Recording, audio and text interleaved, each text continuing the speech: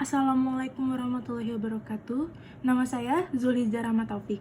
Di sini saya akan menjelaskan materi konsep dasar manajemen keuangan. 1.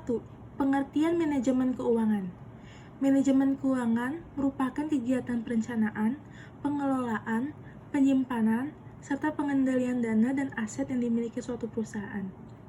Manajemen keuangan dalam penerapannya sangat erat hubungannya dengan disiplin ilmu lainnya, seperti manajemen produksi, manajemen pemasaran, sumber daya manusia, ilmu ekonomi mikro dan makro, metode kuantitatif, dan akuntansi. Dalam setiap pengambilan keputusan, manajer keuangan hampir selalu berdasarkan pada data-data akuntansi. Bidang akuntansi bertanggung jawab dalam membuat laporan keuangan. Tujuan manajemen keuangan. 1. Pendekatan keuntungan dan resiko. 2. Pendekatan likuiditas dan profitabilitas. Penjelasan pendekatan keuntungan dan resiko. Manajer keuangan harus menciptakan keuntungan atau laba yang maksimal dengan tingkat resiko yang minimal. Menciptakan laba bertujuan agar perusahaan memperoleh nilai yang tinggi.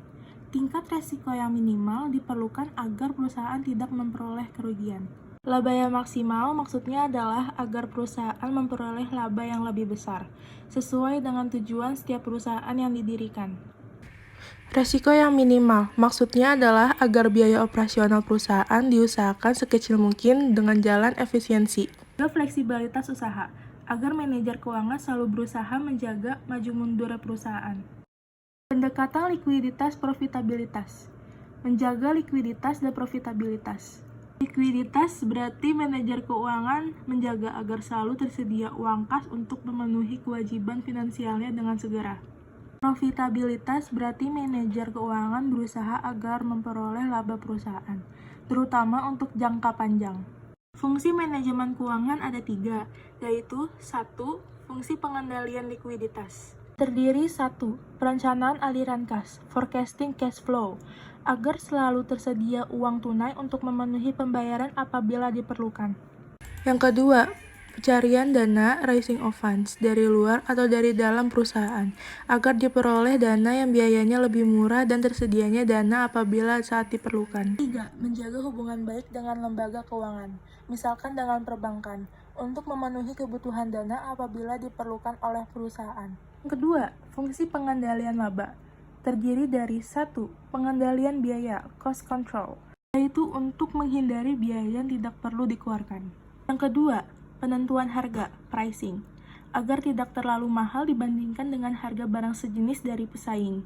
Yang ketiga, perencanaan laba, profit planning, agar dapat diprediksi keuntungan yang diperoleh pada periode yang bersangkutan, sehingga dapat merencanakan kegiatan yang lebih baik pada periode mendatang. Yang keempat, pengukuran biaya kapital, cost of capital, perhitungan modal pemilik perusahaan terhadap biaya-biaya. Fungsi manajemen keuangan yang ketiga yaitu fungsi terhadap manajemen, yang terdiri dari 1.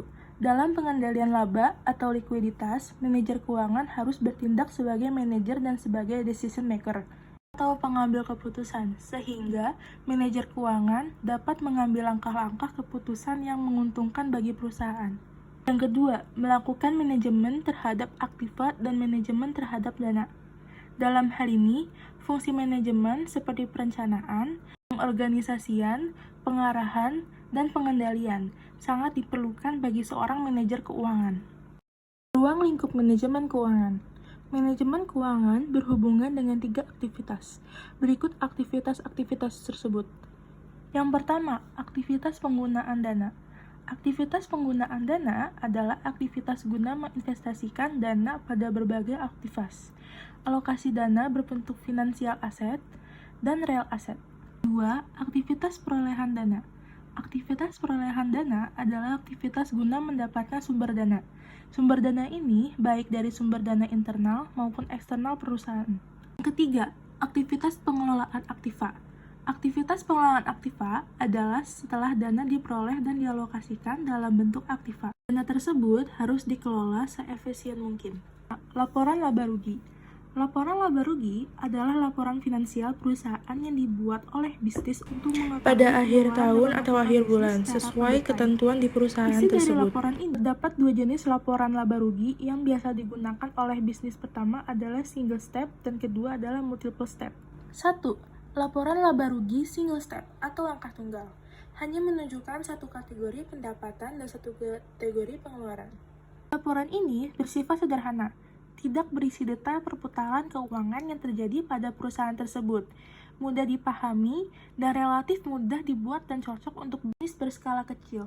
Persamaan yang digunakan dalam laporan laba rugi single step adalah penghasilan bersih sama dengan pendapatan ditambah keuntungan dikurangi beban ditambah kerugian.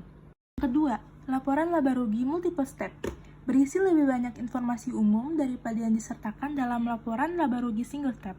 Tetapi, laporan ini menggunakan banyak persamaan untuk menentukan keseluruhan perhitungan laba rugi. Laporan laba rugi multiple step memecahkan pendapatan operasional dan biaya operasional, juga pendapatan non-operasional dan biaya non-operasional. Laporan laba rugi ini memisahkan pendapatan dan pengeluaran yang terkait langsung dengan operasi bisnis dari yang tidak terkait langsung dengan operasinya. Laporan laba rugi multiple step menggunakan 3 formula akuntansi yang berbeda untuk mengetahui nilai akhir pada laba bersih.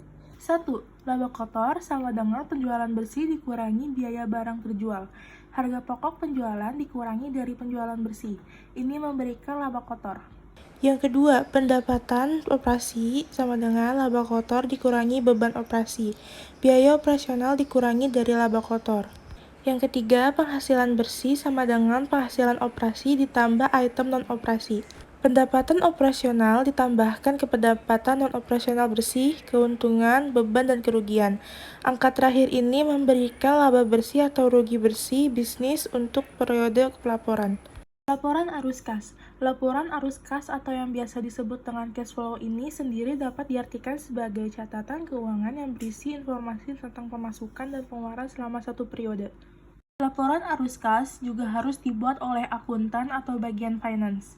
Setelah itu diserahkan kepada pihak stakeholder agar ditindaklanjuti untuk memastikan semua pos pengeluaran dan pemasukan berjalan dengan baik. Laporan perubahan modal. Laporan perubahan modal atau ekuitas adalah salah satu jenis laporan keuangan yang penting terutama untuk perusahaan publik. Tujuan pembuatannya adalah agar perusahaan dapat menggambarkan peningkatan maupun penurunan dari aktiva bersih dalam periode tertentu dengan prinsip pengukuran tertentu untuk dianut. Tujuan dari dibentuknya laporan perubahan modal yakni memberikan laporan mengenai perubahan modal kerja dan membuat ikhtisar dari investasi dan dana yang dihasilkan di dalam suatu periode serta aktiva pembayaran. Neraca. Laporan neraca atau balance sheet biasanya terdapat beberapa informasi mengenai akun-akun aktiva serta hal-hal yang menjadi kewajiban perusahaan dalam satu periode. Dalam penerapannya, laporan neraca terdapat 2 macam. Laporan neraca merupakan laporan keuangan yang sangat penting karena dalam laporan ini terdapat segala informasi terkait siapa pemegang saham dari suatu perusahaan, siapa kreditur yang ada, peraturan pemerintah yang ada, dan berbagai kebijakan lainnya. Selain itu, kegunaan lainnya dari laporan neraca adalah untuk mengetahui beberapa kondisi keuangan dalam suatu perusahaan. Laporan ini menunjukkan apakah perusahaan tersebut memiliki kondisi yang sehat atau tidak. Tujuan laporan keuangan: 1. Memberikan informasi yang terpercaya. 2. Memberikan informasi sumber kekayaan. 3. Memungkinkan untuk menaksir potensi perusahaan dalam menghasilkan laba. 4. Memberikan informasi yang diperlukan lainnya tentang perubahan aset dan kewajiban. 5. Mengungkapkan informasi relevan lainnya yang dibutuhkan oleh para pemakai laporan. Karakteristik kualitatif laporan keuangan. Karakteristik kualitatif merupakan ciri khas yang membuat informasi dalam laporan keuangan berguna bagi pemakai. Terdapat 4 karakteristik kualitatif pokok, yaitu 1. Dapat dipahami. Informasi yang disajikan dalam laporan keuangan dapat dipahami peserta dan bentuk serta istilahnya disesuaikan dengan batas para pengguna. Yang kedua, relevan. Laporan keuangan dianggap jika informasi yang disajikan di dalamnya dapat mempengaruhi keputusan pengguna. Yang ketiga, keandalan. Informasi dalam laporan keuangan bebas dari pengertian yang menyesatkan dan kesalahan material. 4. Dapat diperbandingkan. Informasi yang disajikan akan lebih berguna bila dapat diperbandingkan dengan laporan keuangan pada periode sebelumnya. Terima kasih, sekian dari saya. Wassalamualaikum warahmatullahi wabarakatuh.